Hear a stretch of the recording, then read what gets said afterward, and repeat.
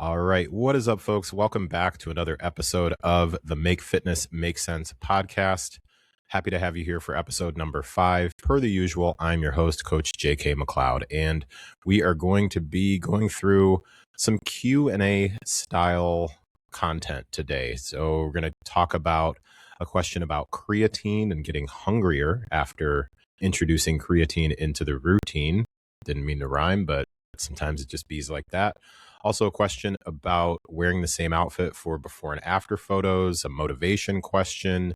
There's one other question, and then I'm going to finish out with a question that was directed specifically towards personal trainers and how to keep learning without getting overwhelmed and potentially even attracting people who are outside of really your main client avatar. I'll save that one to last because that one is specifically directed towards personal trainers. So the folks who listening, whether you are a trainer or not, maybe you may or may not be interested in that one, but I'd encourage you to stick around. That being said, before going any further, I, as always, want to say thank you for choosing to press play on the Make Fitness Make Sense podcast. I truly, truly appreciate it.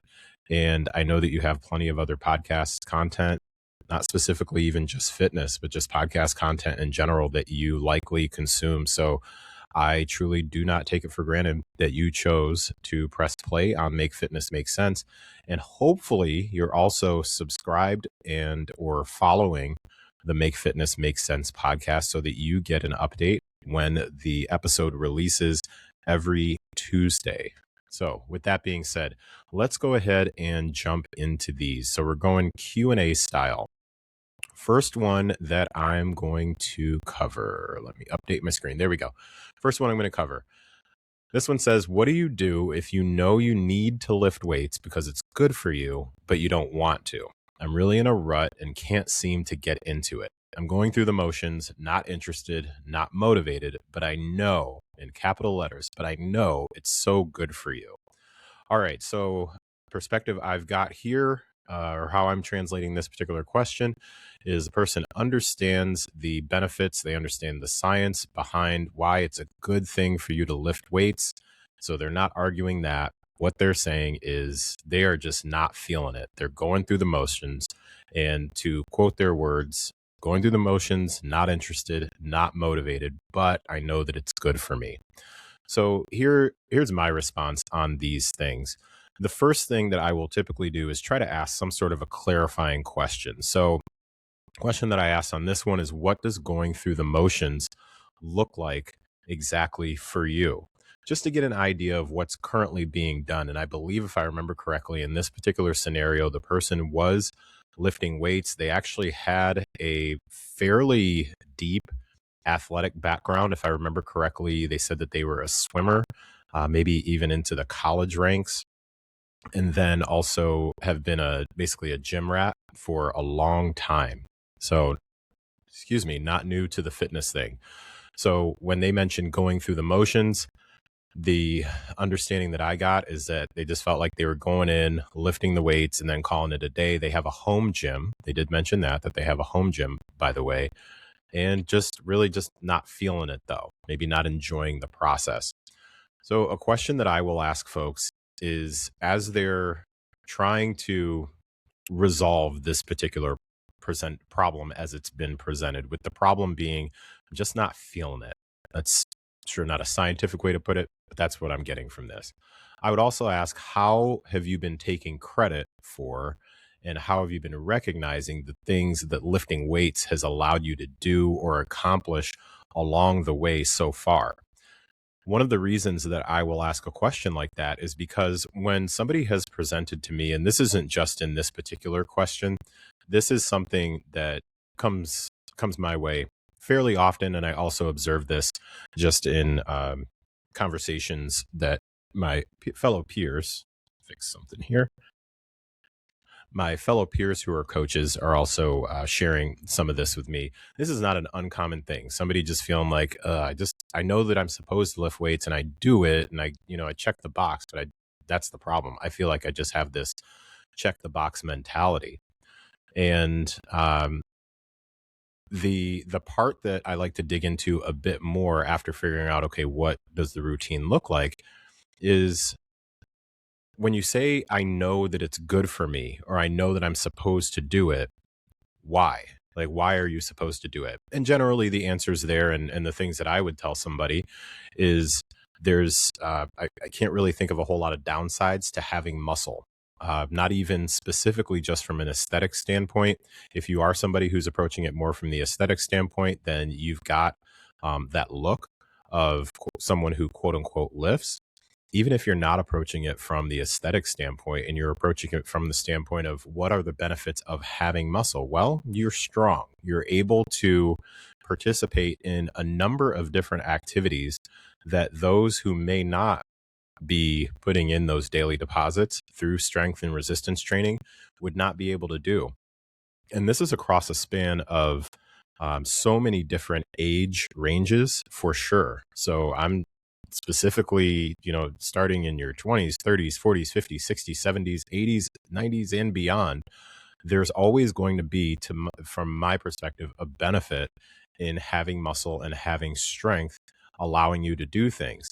How often are you taking time to recognize those particular things? And when I say recognize, I'm not simply talking about just think about it or notice it. I'm talking about also documenting those particular things.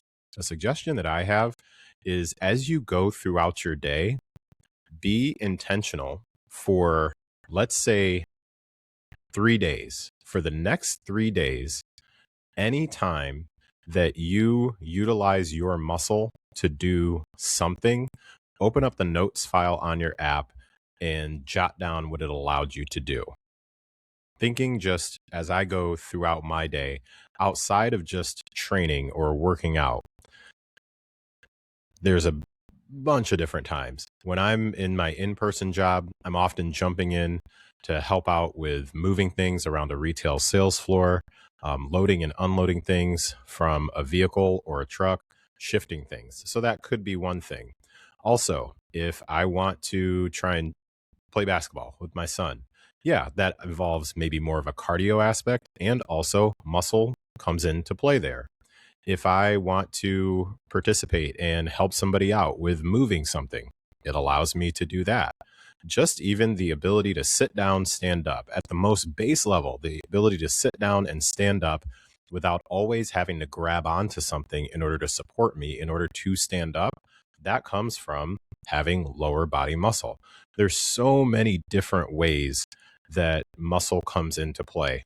And what I tend to find more often than not is folks who kind of have this mindset of, I just can't seem to get into it. It's just not my vibe. I don't enjoy it. Primarily are looking at it specifically for the benefits of performance from inside of the gym or in a sport, or the aesthetics, and not specifically what it allows you to do in the function of everyday life. So that's something that I would definitely recommend doing. And then last but surely not least is asking the question, if strength training regularly was fun for you, what would that look like? And that's a question that I stole from an interview that I watched or listened to with James Clear, the author of Atomic Habits, when he was asked something along the lines of, if there was anything that you could add to the first edition or first version of Atomic Habits, or if there's something that you left out that you've now realized you would put in that book, what would it be? And my takeaway was that he responded, it would be, if this habit was fun for me, the habit that I'm trying to form, if this habit was fun for me, what would that look like? And I think when it comes to resistance training, cardio, any form of exercise that you don't necessarily enjoy, but you know that it's something that has been proven to be a positive and there are benefits to it, but seriously, on the other hand, like you just don't enjoy it, I think that's something that can be helpful too, is that you don't have to necessarily do it the same way all the time. Now, that is not to be confused with the advice and the opinions that you will get from others, and myself included, that repetition is important when it comes to building strength and muscle. That doesn't mean that you can never do anything different.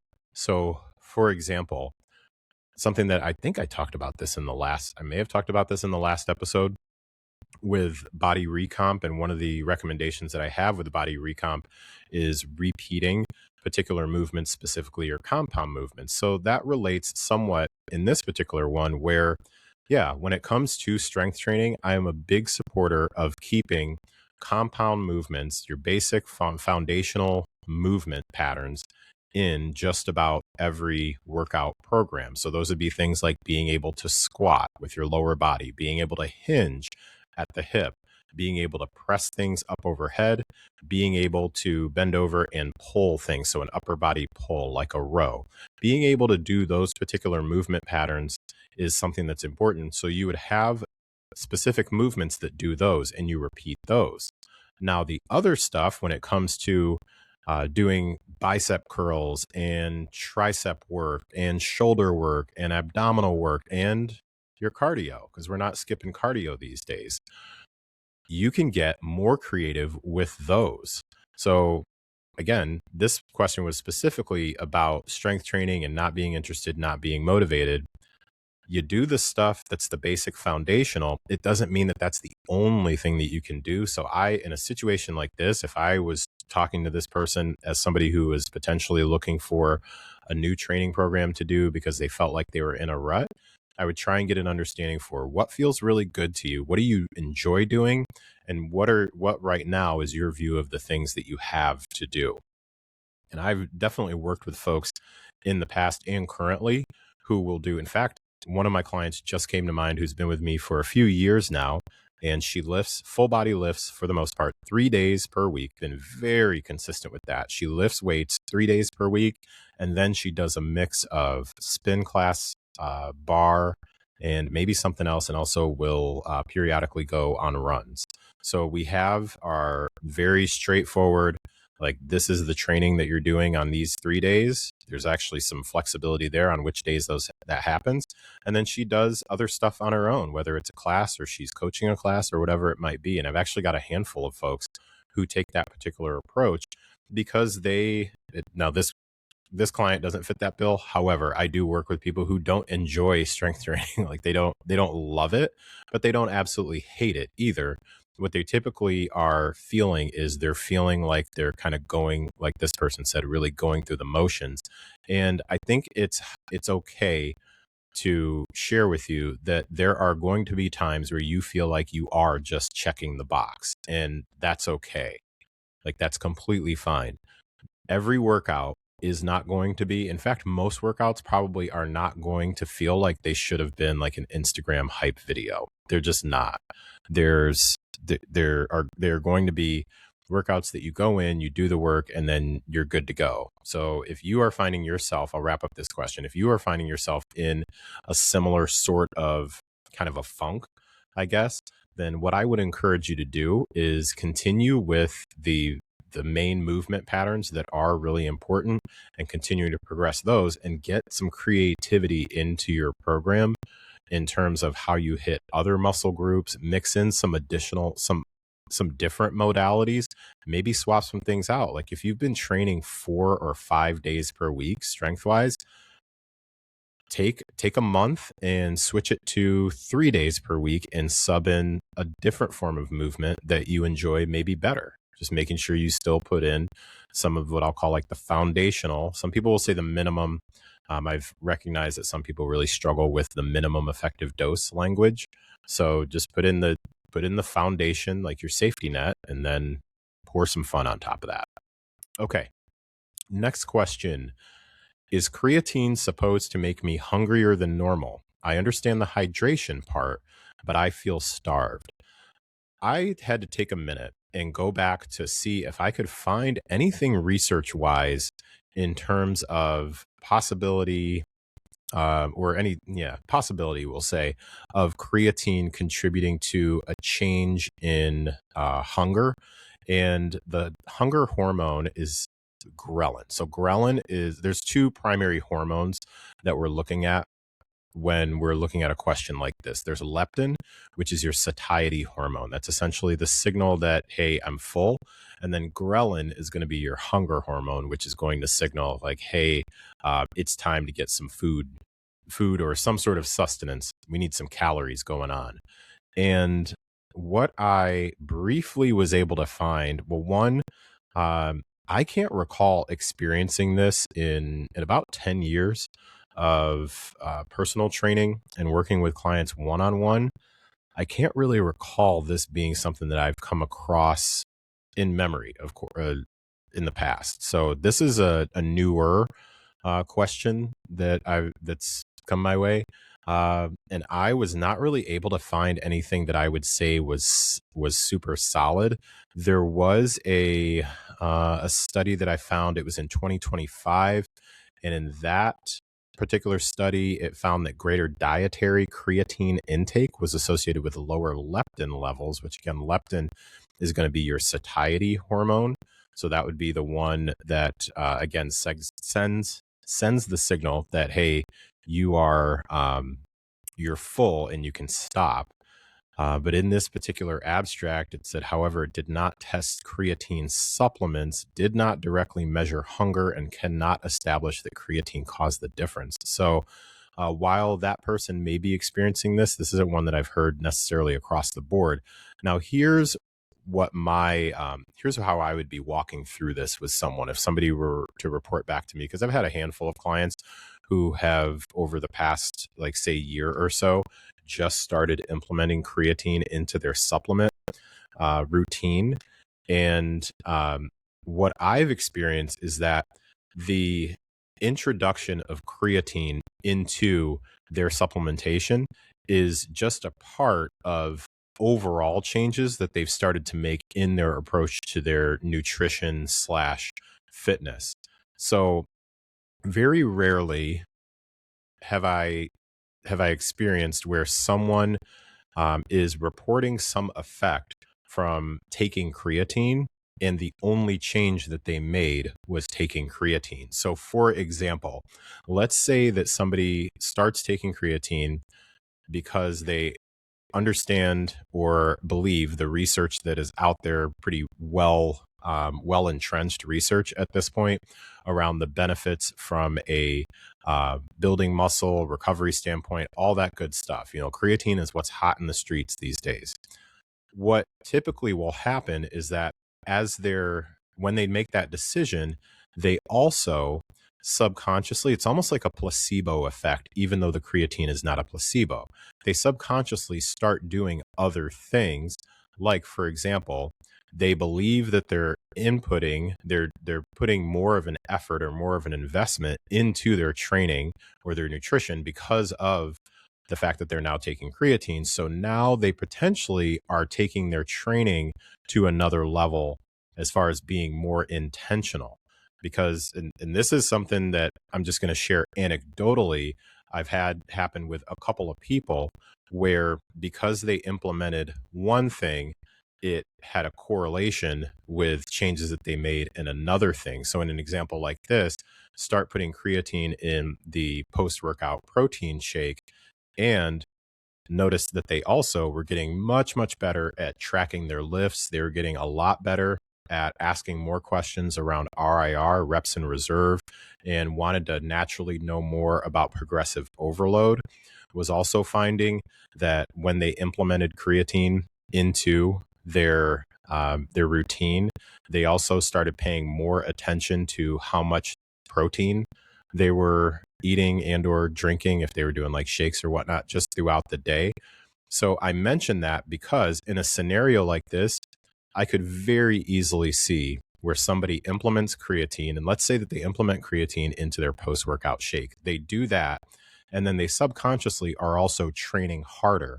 By training harder, they may be increasing their hunger because they're putting in more effort. They may actually start going harder on cardio, maybe not just lifting. So there may be changes that are happening from their energy expenditure standpoint, and it potentially is signaling more hunger. And also, what may be happening is if they previously had been already in some sort of a calorie deficit, and now they're training more intensely or with more frequency or more volume, like some combination of those things, then that very well could potentially happen. So what what I want to say on this is it's not necessarily because of the creatine alone. It likely, in a scenario like this, based on the information they shared, that increase in hunger that's going on has to do with other actions that they may have subconsciously started putting into play as they started adding creatine. So that's something that I would take a look at. If you are somebody who's experiencing that, again, to wrap this one up, rarely is it a case where you've implemented one thing and everything else stayed exactly the same. All of your other behaviors state or habits stayed exactly the same. Many times when we do the one thing, we subconsciously do something else to put another deposit into our fitness bank account. So there's a good chance that that's kind of what's going on there. All right. We've got 3 more here. This next one, person said, I hate that losing weight is a privilege. I exercise at home following YouTube videos for free with no equipment. The part I struggle with the most is eating healthy. I don't get a say in it because I'm poor and unemployed. So I eat whatever my family cooks. I just do my best to eat a bit less. I'm down 13 pounds, but it's a struggle. So this one wasn't specifically a question, somebody just sharing their thoughts in a post. So a few things that I jotted down on this one. If I had the opportunity to talk to this person face to face, the first thing that I would start off with is, hey, I hope that you have taken time to give yourself credit for being down 13 pounds, because based on what you've shared, that is a positive direction for you to be in. So hopefully that's something that you've been able to acknowledge for yourself. Because in the post, they said, I'm down 13 pounds, but it's a struggle. So first, again, hopefully take credit for what you've accomplished thus far. Next thing I would get into is getting an understanding of when they mentioned that losing weight is a privilege. They said, I hate that losing weight is a privilege. I would ask them to help me understand a bit more about that. Instead of arguing with what they said, I'm going to ask for some clarification. So when you say it's a privilege, help me understand a little bit more about that. And again, not arguing with it. From my point of view, I'm going to assume that their perspective is going to be, especially based on some other things that they shared about using free YouTube videos, not having equipment. So they're doing body weight videos, and then they're unemployed, don't have the financial means. And so they work with whatever the family makes. I would assume that they are referring to privilege being access to free weights or a gym or any sort of physical, like any sort of free, equipment. And then also, and maybe even the biggest thing being access to readily available, more like nutrient dense food options. I think that there's a conversation that can be had here around getting an understanding of when they say the part that I struggle with the most is eating healthy. As of right now, I would have questions about, well, I hear what you're saying. And also, what are some of the choices that you have right now? They mentioned that they try to do the best that they can and they just do their best to eat a bit less. So basically it sounds like, again, based on the information that's been shared without too much more context, they're doing the best that they can in the scenario that they're in. And also very similar to the first question that was about struggling with motivation for lifting weights and things like that. In this particular one, this person said, I'm down 13 pounds, but it's a struggle. And that's one of the things that I want to really address here as I'm wrapping up this particular question is I think that there's a misconception that weight loss isn't a struggle at some or even most points, depending on what the goal is, what sorts of challenges you're working through. I mean, this person is talking about the fact that they've got a financial struggle, they're unemployed, they don't have a say in what the meals are going to be, they don't have access to equipment. So all of that speaks to, yeah, that is definitely a challenge. And I understand, like I can see, not just from your perspective, from my perspective, yeah, that would be a struggle. That is a lot to really work through. And yet still you are continuing to go on. And while that won't be the magic panacea, the magic answer that folks want to hear, the answer is to continue to do what you can with what you have, while also working to get into a different situation, working to hopefully secure employment, because those things are going to be really, really, really important, because you're talking about setting up just your infrastructure as a human. And just anecdotally, what I have found is the folks that continue to put deposits in whatever amount that they can into their own health and fitness bank account, they tend to show up better, whether it be at work, at home, around others, whatever the case may be. So I would say do the best that you can with what you have while you continue to work your way out of the scenario or the situation that you may be in. If you have access at all to free resources or heavily discounted resources for memberships at, say, like a YMCA or a community center. I know that based on, depending on what areas, because I'm basically just talking to whoever might be listening that relates to some of this, especially if you're financially strapped right now. One, you won't always be there. If you're really, how do I want to say this? Just keep going. Like, you won't always be there as long as you're continuing to do what you can do with what you have. The challenge becomes when people are like, dang, this sucks. Like, I'm never going to get myself out of this situation. Like, I get where you're coming from. Trust me, I totally understand where you're coming from. And also, there's a light at the end of the tunnel, and you can still figure out how to navigate in the dark until you see the light at the end of the tunnel. If you understand me, then you understand me. So do what you can to look around for as many free resources as possible. It's even kind of ironic, because I've come into contact with 2 or 3 coaches, I think, who have started trying to do free events in their local communities, in their local parks, even like a kettlebells in the park sort of a thing, or a free boot camp out in the park. And yes, they are doing it as a way to try and get their name out there and market and things like that. And also, they're doing it because they just want to try to, as best as possible, lower the barrier of entry to people moving their body consistently. So if you are someone who relates to a piece of this particular person's struggle, just know that there are resources out there. The challenge is that those resources typically are not going to come to you. They have to be sought out for the most part. So hopefully that helps. But keep going. Okay, last couple ones. These will be the last 2. So, question for people who post before and after photos of the results they've achieved. Why are they always in the same outfit? If I post my after pic, I somehow don't think the before outfit will be fitting me the same anymore. Just saying. So on this one, I'll keep it really simple. The last sentence the second to last sentence that they said is pretty much the whole point. They said, if I post my after pic, I somehow don't think the before outfit will be fitting the same anymore. And yeah, that's the point. Because when you wear the same thing as you did in your quote unquote before photo, then you're able to specifically see what your progress is in. And as a coach, I absolutely love it when somebody decides that they're going to pretty much, as long as it's not falling off, keep the same outfit for every single check-in photo that they do, regardless of the length of time between them or whatnot.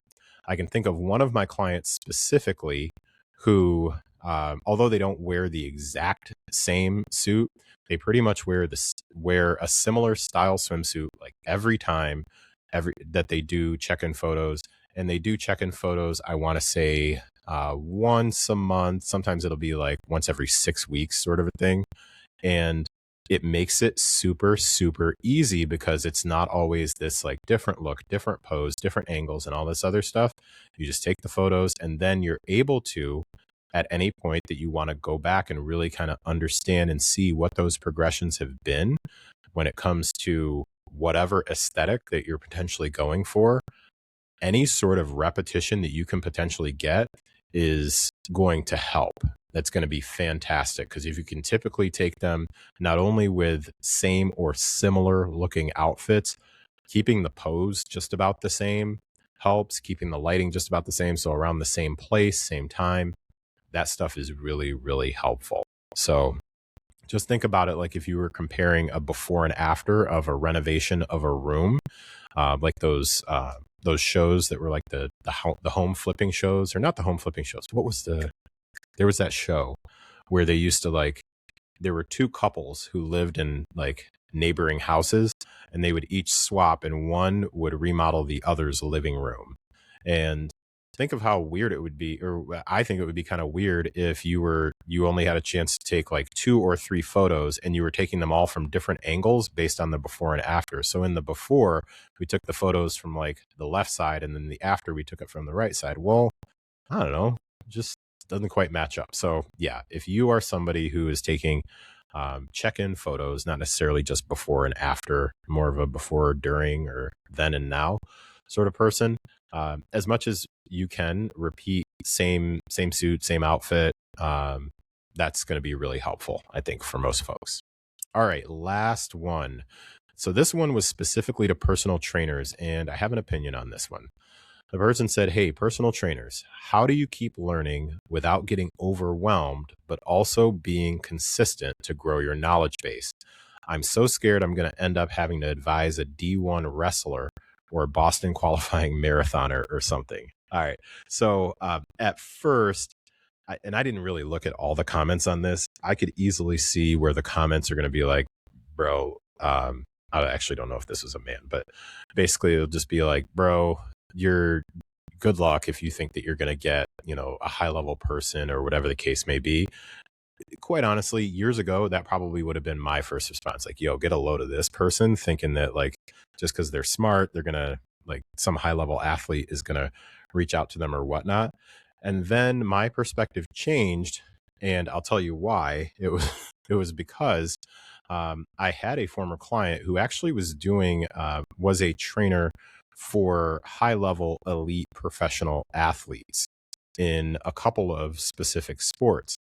And I remember when they reached out to me so that they could receive one-on-one training for themselves, one-on-one coaching for themselves. And for those of you who might be like, well, why would somebody who trains professional athletes, like very high level professional athletes, reach out to someone else to coach them? And that's not abnormal, by the way. Coaches need coaches. Many coaches will let you know, like, yes, we have coaches, they have coaches too. So that's not abnormal. What flipped my perspective on this is that I actually ended up totally getting screwed by this particular individual. It's a story that I don't tell very often, and maybe one day I'll go like deeper into it. But long story short, they stopped responding a couple of weeks into their program, and then not too much longer after that, I saw just about the same program that I had written for them.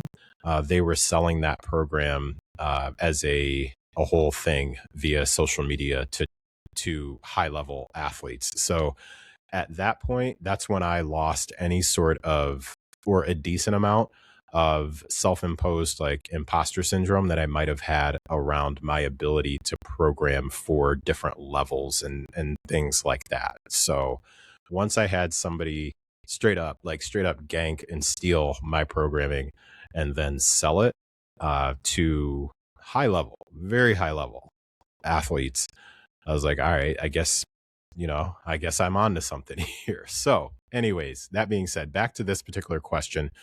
The way that I'm translating this is the person is like, hey, I'm continuing to learn more and more and more, but I'm not specifically trying to, train the most elite of elite athletes. Like maybe they want to work with, they said like D1 wrestler or Boston qualifying marathoner. Maybe they want to work more with like, the general population who likes to stay extremely competitive and athletic and things like that, but they don't necessarily like, they're not trying to train like LeBron James, like grandkid who's not born yet, that sort of a thing. So what I will mention here, if you are a trainer, a coach of any sort, is first be super, super clear about who you help.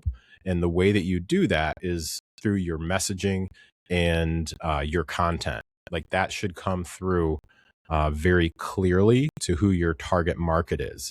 And that's not an original idea of my own. That's something that my own business coaches have spoken about very, very regularly, like consistently. typically any problem that is presented to them, they will always go back and say, like, first, what has your messaging been? So that's the first thing that I would say. So I would pass that same advice on to you. Be super clear about who you help in your messaging and your content. Talk about the problems that you solve for your current clients, especially if those current clients, or pick the ones that match the clients that you want to bring in. So if you don't specifically want folks who are paid professional athletes, then speak to the problems, and you don't currently have those people. Speak to the problems and the workouts and the programs and the strategies and systems that you build for your current client base who isn't those people. Because I think that when you try to concentrate on not talking to a certain audience, then you get further and further away from actually talking to your audience. You're just so worried about, like, okay, well, I'm going to omit this and delete this and not bring this thing up because I don't want this other person to take it out of context, or this other person to think that I'm talking to them. So when you are consistently talking about things that, like, X population is experiencing, then trust me, X population is going to connect with that thing. Population Z might understand what you're talking about, but they're going to recognize that you're not talking about it at the level that they actually experience that thing. And to close out here, I can totally get, I think, where this person is coming from, because even for myself and many of my peers, like, you continue to really work to try to expand your knowledge base. You take additional classes, you do certifications, you watch more content, you learn a lot.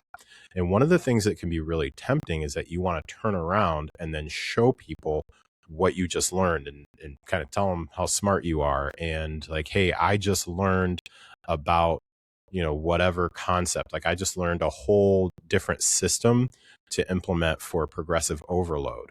Well, one of the roles, I believe, of a coach, which I see as a leadership thing, one of the roles is to take a lot of different complex information and then simplify it and almost like sift and filter it in a way that addresses your client where your client is. So while I might have a super deep understanding of RPE, rate of perceived exertion, and RIR, reps in reserve, and I could go through all of the different things there, or I remember doing a call about the three pieces that contribute to hypertrophy. I can explain certain things at a particular level, but then the question is, how is that person going to apply it? And the population that I speak to, the majority of them they want to know that there's intention behind what they're doing, but they don't want to also get like college credits